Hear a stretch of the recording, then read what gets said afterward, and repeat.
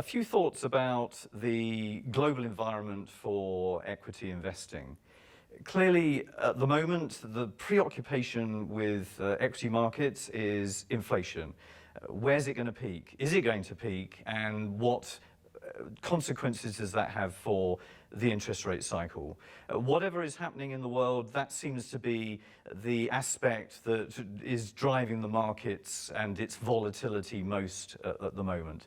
And these are impossible questions to answer. We don't know what's going to happen in the future, and everything that has happened in the world over the last 2 or 3 years shows you that no one can predict that.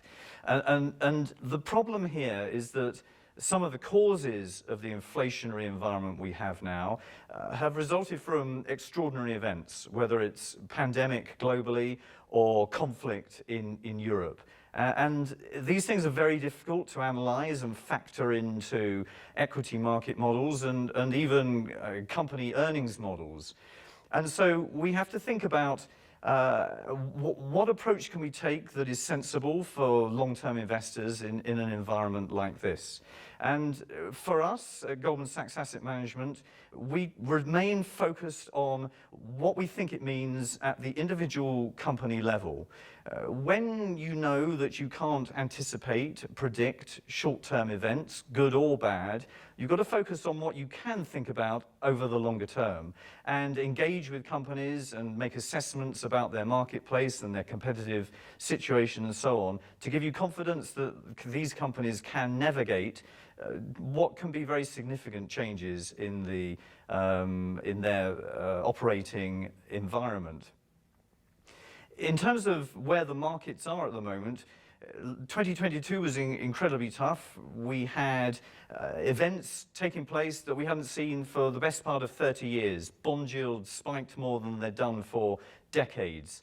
Some parts of the market outperformed others by record amounts. The dispersion in the market from the best to the worst, from oil and gas to technology, was higher than we've ever seen since 30 years ago.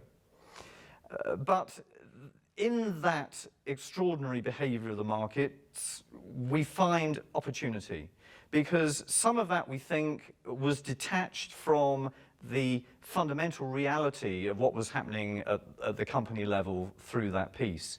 And so coming into 2023, we think there really are very interesting opportunities for investors if you can look under the bonnet and really assess whether what's going on in the world impacts a company's long-term position.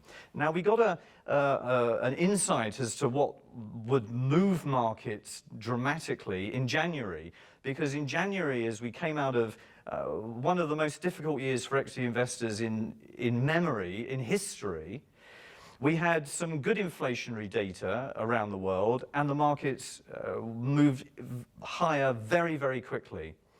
Now, I don't think anyone thought that that was the end of the bad times, but it does show you what the trigger point may be for a sustained improvement in the markets from here. We need to see inflation plateauing, or at least confidence in the markets that we have some view of where the top is.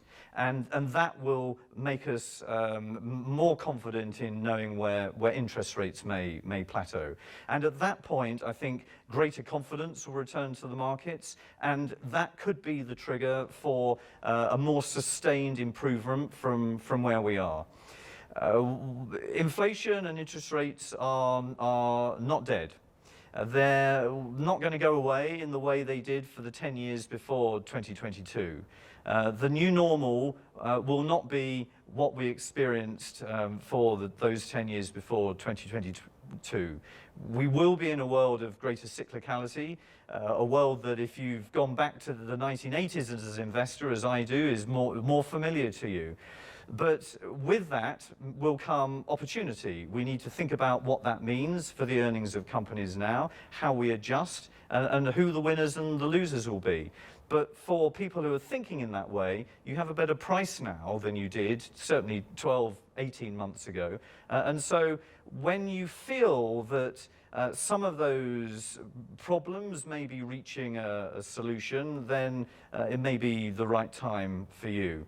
For us, we keep a view on the longer term. We don't try to predict the unpredictable, and we factor in new information to our investment thinking as it comes. That way, keeping an eye on fundamentals, keeping an eye on the longer term, keeping an eye on valuation, hopefully will lead to good decisions.